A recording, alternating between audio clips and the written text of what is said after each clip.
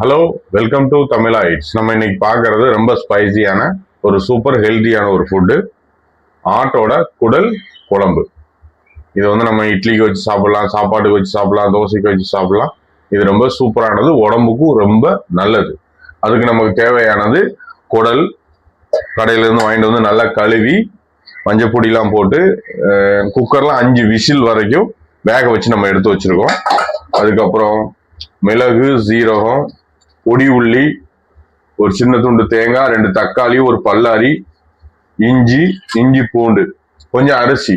இந்த அரிசி எதுக்குன்னா கொஞ்சம் லைட்டா அதை வறுத்து அந்த கிரேவியில சேர்க்கும் போது அது ஒரு ஸ்பெஷல் டேஸ்ட் கொடுக்கும்.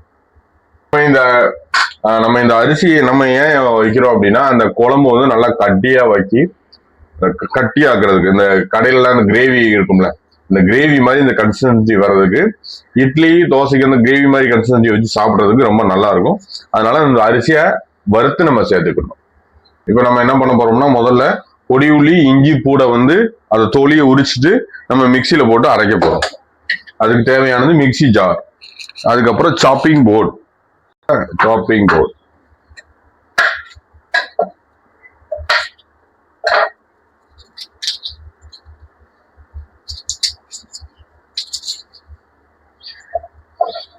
ஒரு விஷயம், பொடி உள்ளியை ரெடி பண்றோம். இஞ்சி போட உரிச்சுக்கலாம். நம்ம இஞ்சி, பொடி உள்ளி, வெங்காயம், பூண்டு எல்லாத்தையும் நம்ம வெட்டியாச்சு. வெட்டி இதெல்லாம் எடுத்து மிக்சி ஜார்ல போட்டுக்கலாம்.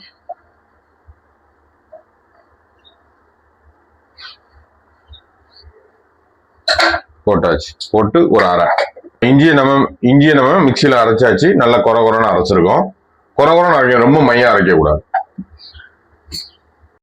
இப்ப நம்ம என்ன செய்யணும்னா, இந்த அரிசி எடுத்து நம்ம லைட்டா வறுத்துக்கிடும். வறுக்கிறதுக்கான ஒரு பாத்திரத்தை எடுத்துக்கலாம். பாத்திரத்தை எடுத்துட்டு பாத்திரத்தை ஆன் பண்ணி, அடுப்பை ஆன் பண்ணி நம்ம அரிசியை போட்டுடலாம். போட்டு அரிசியை லைட்டா வறுக்கணும்.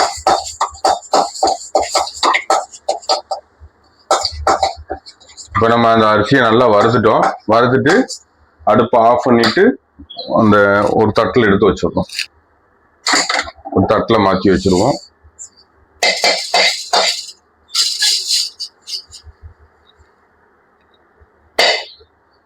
இப்ப நம்ம அரிசி வறுத்த பாத்திரத்திலே, அந்த பாத்திரத்துல இப்போ அடுப்பை ஆன் பண்ணி, மறுபடியும் அடுப்பை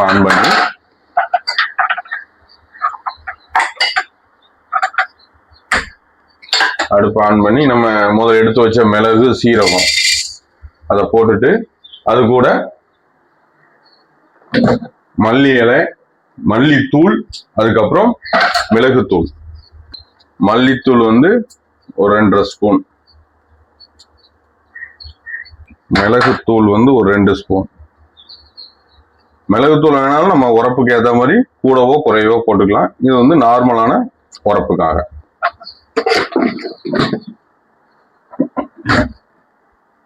இதை நல்ல சிம்ல வச்சு நல்லா வறுக்கணும். சட்டி ரொம்ப சூடாயிட்டுனா இருமல், தும்மல், கமர ஆரம்பிச்சிடும். அப்புறம் வீட்டுக்குள்ள யாராலையும் இருக்க முடியாது.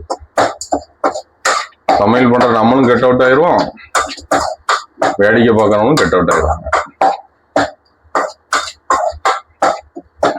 இந்த லைட்டா கலர் லைட்டா மாறுற வரைக்கும் நம்ம நல்லா வறுக்கணும் சட்டியில போட்டு. மல்லித்தூள், மிளகாய் தூள், அப்புறம் ஜீரகம், மிளகு எல்லாத்தையும் போட்டு வறுத்து வச்சிருக்கோம். இப்போ அது கூட இந்த ஒரு சின்ன துண்டு தேங்காவையும் போடுறோம். அதை என்ன செய்யணும்னா, சின்னதா வெட்டிக்கணும்.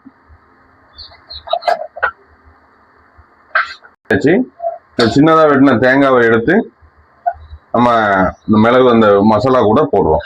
போட்டு லைட்டா ஒரு கிண்டு, வெறும் கிண்டு இல்ல, கிண்டு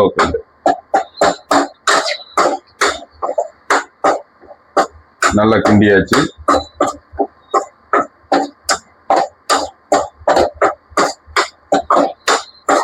இப்ப நம்ம இது வந்து தேங்காய், மிளகாத்தூள், மல்லித்தூள், மிளகு, சீரகம் எல்லாம் போட்டாச்சு. போட்டு இப்போ அப்புறம் சின்ன துண்டு தேங்காயையும் பொடிசா வெட்டி உள்ள போட்டதுக்கு அப்புறம் நம்ம என்ன செய்யணும்னா தக்காளியும் பல்லாரியும் நம்ம வெட்டிக்கலாம்.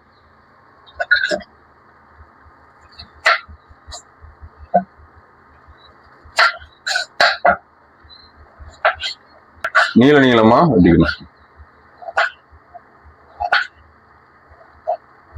தக்காளியும் நீளமா வெட்டிக்கணும்.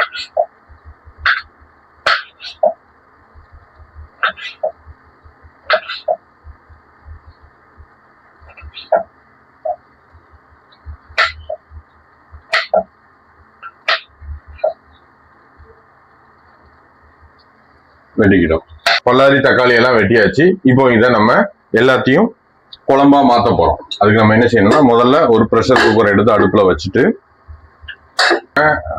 மசாலா எல்லாம் ரெடி பண்ணியாச்சு. இப்போ நம்ம குழம்பு வைக்க நம்ம ஸ்டார்ட் பண்ண போறோம். ஸ்டார்ட் பண்ணதுக்கு ஒரு குக்கர் எடுத்துக்கிடும். குக்கர் எடுத்துட்டு அதுல நம்ம நல்லெண்ணெய் ஆட் பண்ணுவோம். முதல்ல அடுப்பு ஆன் பண்ணிக்கணும்.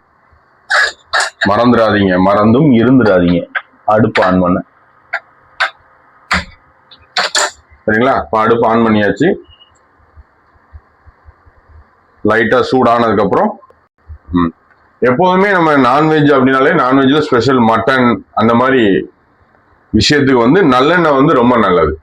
நல்லெண்ணெய் தான் அந்த ஒரு டேஸ்ட் ஒரு என்ஹான்ஸ்மெண்ட் கொடுக்கறது நல்லெண்ணெய் தான். அந்த கோல்டு வின்னர் சன்ஃபிளவர் ஆயிலை விட நல்லெண்ணெய் வந்து நான்வெஜ்ஜுக்கு வந்து ஒரு ஸ்பெஷல் டேஸ்ட் கொடுக்கும். எண்ணெய் சேர்த்துக்கலாம். சேர்த்துட்டு கொஞ்சம் கடுகு, இதுதான் அஞ்சரை பெட்டின்னு சொல்லுவாங்க. அது அந்த காலத்துல உட்டுல இருக்கும், இப்ப எல்லாம் சில்வர்ல மாறி போச்சு. கொஞ்சம் கடுகு,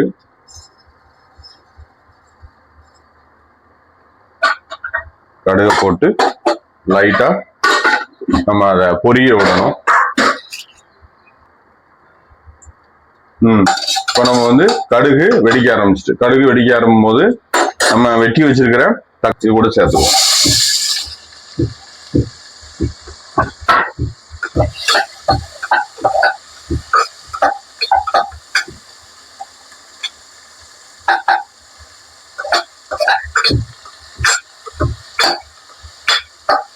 இப்போ நம்ம தக்காளி பல்லாரி நல்லா வதக்கிட்டு இருக்கும்போது நம்ம அந்த அரைச்சி வச்ச இஞ்சி பூடு இருக்கலாம், இஞ்சி பூடு மசாலாவையும் இது கூட நம்ம சேர்க்கிறோம்.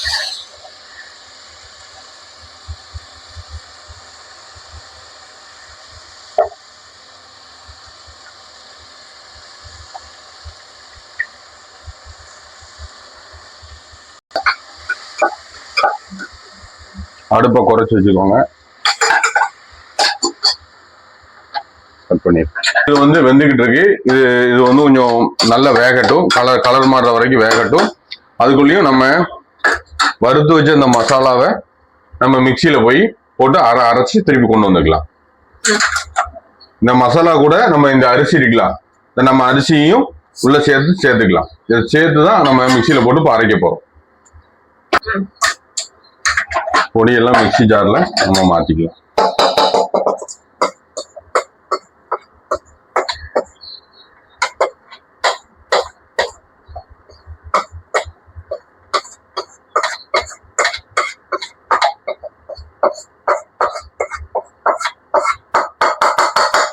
மிக்சி ஜார்ல மாத்தியாச்சு. இப்ப நம்ம என்ன செய்ய போறோம்னா இதுல தண்ணி சேர்த்து இதை நல்லா பேஸ்ட் மாதிரி நம்ம இதை அரைக்க போறோம். இதை நல்லா நம்ம வதக்கியாச்சு.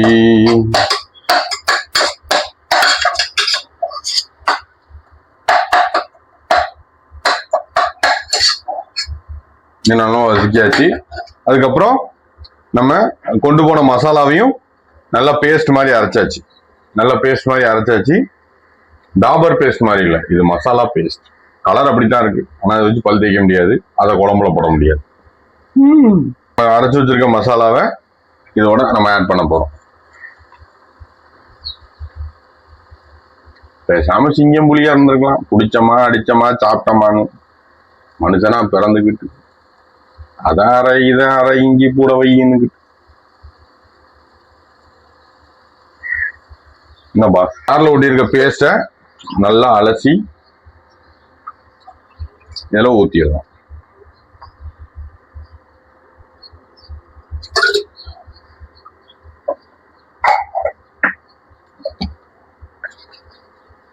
எந்த ஒரு சொட்டையும் விட முடியாது, எல்லாம் மணி.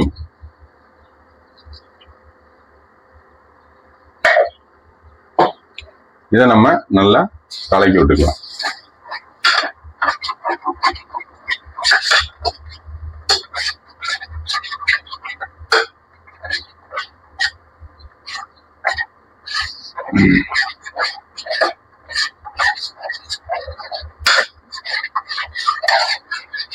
இப்ப எல்லா மசாலாவையும் சேர்த்தாச்சு. சேர்த்ததுக்கு அப்புறம் நம்ம உப்பு போட போறோம். உப்பு தேவையான அளவு. தேவையான அளவு அப்படின்னா நம்ம எவ்வளவு பண்ணுவோமோ அதுக்கு தேவையான அளவு போட்டு நம்ம கல்லுப்பு போட்டிருக்கோம். அதனால நல்லா அந்த கல்லுப்பு எல்லாம் கரையிற வரைக்கும் லைட்டா ஒரு 30 செகண்ட் விடாம கிண்டி விடுங்க. அப்பதான் அந்த கல்லுப்பு எல்லாமே நல்லா கரையும். சமையல் பண்ணும்போது கல்லுப்பு ரொம்ப நல்லது. ஏன்னா சில பேர் பொடி உப்பு அது உப்பே இல்லைங்காங்க, அது நிறைய கன்ஃபியூஷன் இருக்கு. அதனால நம்ம வந்து அந்த காலத்துல எல்லாம் கல் உப்பு தான் யூஸ் பண்ணாங்க, அதே மாதிரி நம்மளும் கல் உப்பு யூஸ் பண்றோம். குழம்பு இப்ப நல்லா கொதிச்சு வரட்டும். கொதிச்சு வரும்போது நம்ம குடலை உள்ள போறோம். குடல்ல வந்து நம்ம கழுவி நல்ல மஞ்சப்பூடு நல்ல வெண்ணிலையும் கழுவி வச்சிருக்கோம். 5 விசில் வந்து நம்ம குக்கர்ல அவிச்சு எடுத்து வச்சிருக்கோம். நல்லா நோட் பண்ணிக்கோங்க. குக்கர்ல மட்டனை எப்படி வேக வைக்கணுமோ அதே மாதிரி நம்ம குடலையும் வேக வைக்கணும். இப்ப நம்ம மட்டனை இது கூட சேர்த்துடலாம்.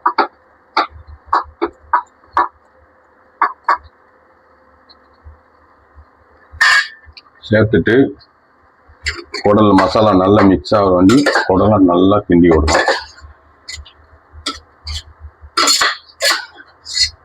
இது புரோட்டாக்கு சாப்பிடவும் ரொம்ப அருமையா இருக்கும்.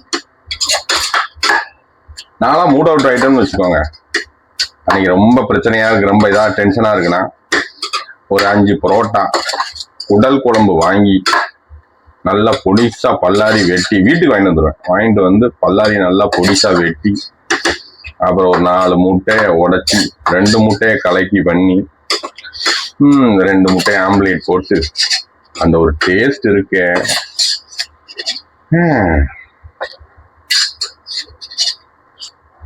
அதுக்கெல்லாம் ஒரு குடுப்பனை வேணும்டா, கருவாப்பையா அந்த மாதிரி டேஸ்ட் பண்ணி சாப்பிடணும். ஆனா கேட்டா டயட் இருக்கணும்னு நானும் சொல்லிக்கிடுவேன். மாசத்துல 2 நாள் அந்த மாதிரி தான் சாப்பாடு. No diet, no requirement. என்னதான் கிடைக்கும் அவ்வளோத்தையும் சாப்பிடுவேன். மாசத்துல ஒரு 2 நாள். நம்ம என்ன பண்ண போறோம்னா மட்டன் மசாலா போட போறோம்.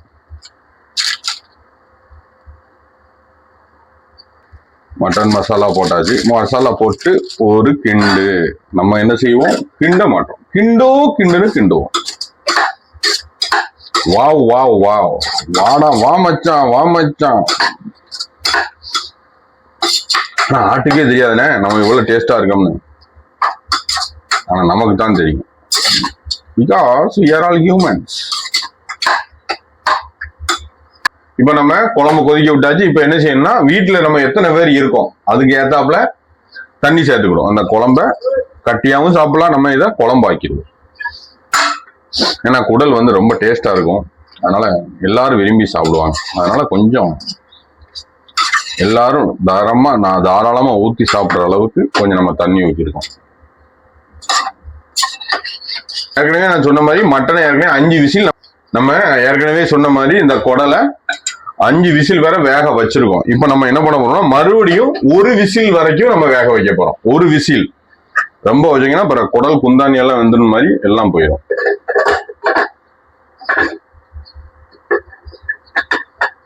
விசில் வரைக்கும் குக்கர்ல வச்சு ரெக்கார்ட் ஆகுதான்னு பாத்துக்கோ. சரி, இப்ப நம்ம இத 1 விசில் வரைக்கும் நம்ம வேக வைக்க போறோம்.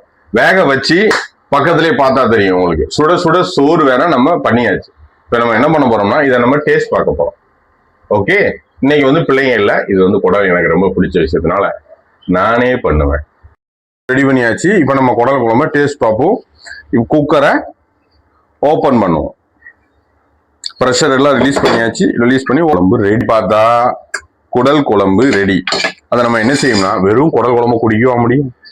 அதற்காக தான் நம்ம செஞ்சு வச்சது ஸ்பெஷல் இட்லி. இது வந்து திணை இட்லி. நான் maximum white idli white dosa எல்லாம் சாப்பிட்றத நிப்பாட்டிட்டேன். அதனால உடலுக்கு நல்லது இட்லி. 2 இட்லி அதுக்கு மேல குடல் குழம்பு. என்ன அழகா இருக்குடா. ஏன்டா மனுஷனா பிறந்ததுன்னு கஷ்டப்படுத்தணும்லாம் யோசிக்காதீங்க. இந்த குடல் குழம்ப பார்த்ததுக்கு அப்புறமா யோசிக்கீங்க. இப்ப நம்ம இதை டேஸ்ட் பார்க்கலாம். வாடையே கமகமன்னு இருக்க. நல்லா சூடா இருக்கு. குடலை சாப்பிட்டு வைப்போம்.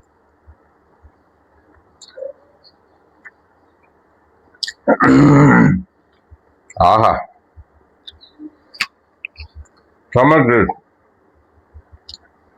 அற்புதமா இருக்கு. வாயால சொல்ல வார்த்தைகள் இல்லை. நீங்களும் இதை வீட்டில் ட்ரை பண்ணி சாப்பிட்டு பாருங்க. வாயில எச்சு ஊடுது, பேச முடியல. இந்த மாதிரி ஹெல்த்தியான ஃபுட்ஸுக்கு தமிழா இட்ஸை ஃபாலோ பண்ணுங்க, சப்ஸ்கிரைப் பண்ணுங்க, லைக் பண்ணுங்க. என்னைய மாதிரி நல்லா சாப்பிடுங்க.